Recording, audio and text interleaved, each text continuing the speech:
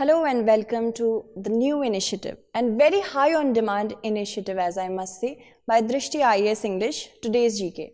I am Pooja Divedi, and in this segment we bring to you 10 questions on a daily basis which are important from the perspective of prelims. So let's begin with our very first question. According to a State of Economy report published by the RBI, the Indian economy is likely to enter into a technical recession for the first time in history at the end of the first half of 2021. Now you have to choose which of the following statement is correct about recession. So GDP growth rate is negative for 3 or more consecutive quarters. Option B, GDP growth rate is negative for 2 or more consecutive quarters. Option C, GDP growth rate is positive but double-digit inflation is estimated for 2 or more consecutive quarters. And option D, GDP growth rate is positive but shows a declining trend for 3 or more consecutive quarters. So the correct answer for this question is option B, GDP growth rate is negative for 2 or more consecutive quarters. Now looking at the explanation. After an unprecedented decline of 23.9% in GDP in April to June, and estimated by the National Statistical Office on August 31st, the central bank has now cast that GDP for July to September quarter is set for a more contraction of 8.6%. In economics, when the GDP growth rate is negative for 2 consecutive quarters, it is termed as recession. And now casting is the prediction of the present of the very near future of the state of the economy. Hence, option B is correct here. Now, moving to the next question. Recently, China has proposed a pullback at the Pangong Tso Lake. Consider the following statement regarding this lake, the Pangong Tso Lake. Option 1, point 1. Pangong Tso is a freshwater lake that freezes over in winter and is ideal for ice skating and polo. Second statement, it is entirely located in Ladakh region. Now you have to choose the option which is or are not correct. Option A, 1 only. Option B, 2 only. Option C, both 1 and 2, and option D, neither 1 nor 2. The correct answer is option C, both 1 and 2. These two options are not correct. Now let's move to the explanation. Pangong Tso is a long, narrow, deep endorrheic, that means landlocked lake, which is situated at a height of more than 14,000 feet, spanning eastern Ladakh and West Tibet. Hence, statement 2 is not correct. The western end of Tso lies 54 km southeast of Leh, and the 135 km long lake sprawls over 604 square kilometers in the shape of a boomerang and is 6 km wide at its broadest point. A boomerang is an instrument which is very famous for hunting as well as play like this. So it's a brackish water lake and it's not a freshwater lake. And in winter, it freezes over and becomes ideal for ice skating and polo. So looking at this map, we can locate Pangong Tso Lake here, southeast of Leh and western Tibet. So it doesn't entirely lie in Ladakh. Moving on to the next question. Recently, the 15th Finance Commission submitted its report to the President of India. Now you have to choose the correct statement with respect to Finance Commission. A, Finance Commission is a constitutional body formed under Article 279A of the Constitution. Second statement, the recommendations of the 15th Finance Commission would be applicable for the period from 2021 to 2026. Next statement, the Finance Commission constituted of a chairperson and 4 other members. And D, the Finance Commission is constituted by the Parliament of India. The correct statement is option C. The Finance Commission constituted by a chairperson and 4 other members. Looking at the explanation, Article 280 gives President the right to form and constitute a Finance Commission after every 5 years. and according to the Article 279A Constitution of Goods and Services Tax Council 101st Amendment Act of 2016, it's given there the Council of Goods and Services Tax will be preserved here. And the recommendations of the 15th Finance Commission would be applicable for the period from 2020 to 2025 and not from 2021 to 2026. So, option B is not correct. And it is constituted by the President of India with the chairman and 4 other members, and the Parliament determines legally the qualifications of the members of Commission and their selection methods. Hence, option C is correct. Moving. According to the new Sero survey, 1 in 4 persons are exposed to COVID-19 in Delhi. Now, you have to choose the correct option about serological tests. A, it is an antigen test in the blood serum. B, it tests antibody immunoglobulin G in the blood serum. C, it is used to detect active infection of corona. And D, both A and C. The correct answer for this is option B. It tests antibody IgG. There are 2 types of antibodies, IgM and IgG, and we will talk about it in the explanation. Let's move forward to the explanation. Around 1 in 4 of 15,000 people who have been tested in the latest serological survey in the capital showed prevalence of antibodies against SARS-CoV-2. ICMR had conducted a pilot sero survey in April 2020 across 83 districts in 21 states. The serological test seeks to assess the prevalence of disease in a population by detecting the presence of specific antibodies by the name of immunoglobulin G in the blood serum.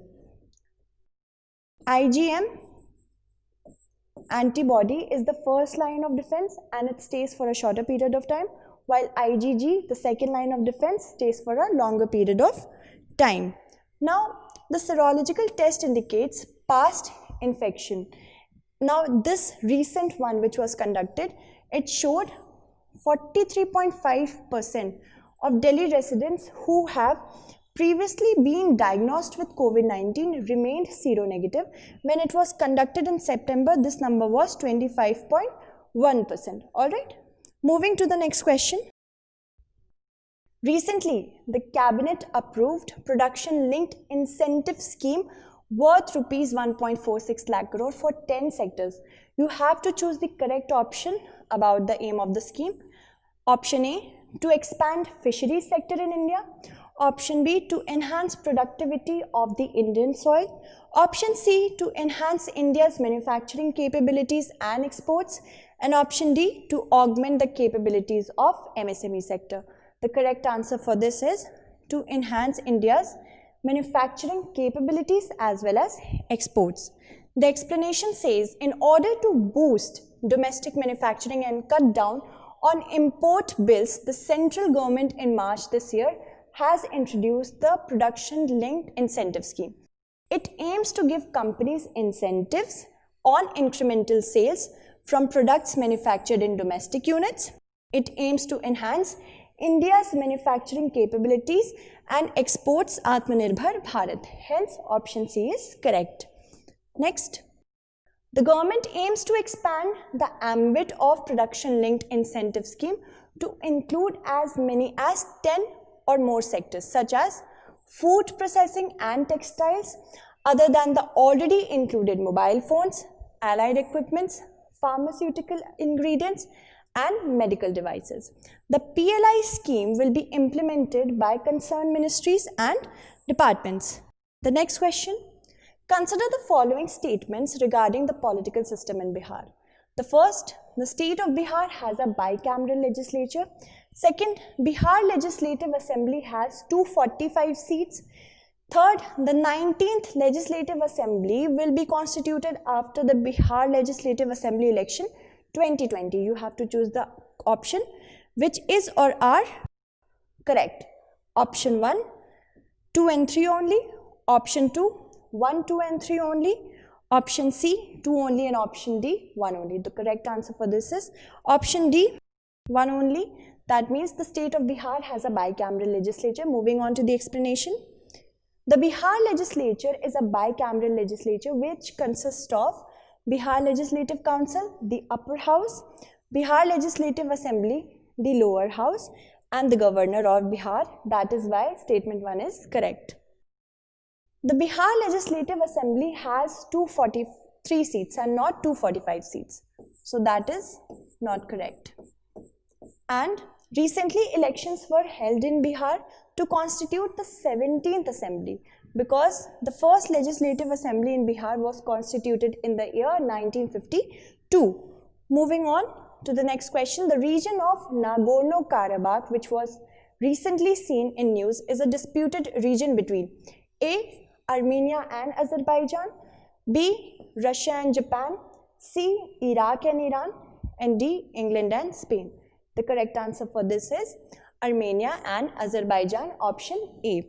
So, recently Russia has brokered a new peace deal between Armenia and Azerbaijan. Both countries have been in a military conflict over the disputed region of Nagorno-Karabakh in South Caucasus region. Moving on to the map.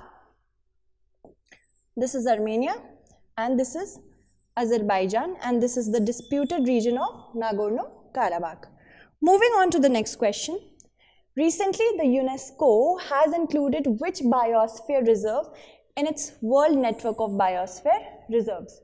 Option A, Kanchenjunga Biosphere Reserve of Sikkim. Option B, Dihang Dibang Biosphere Reserve of Arunachal Pradesh. Option C, Manas Biosphere Reserve of Assam.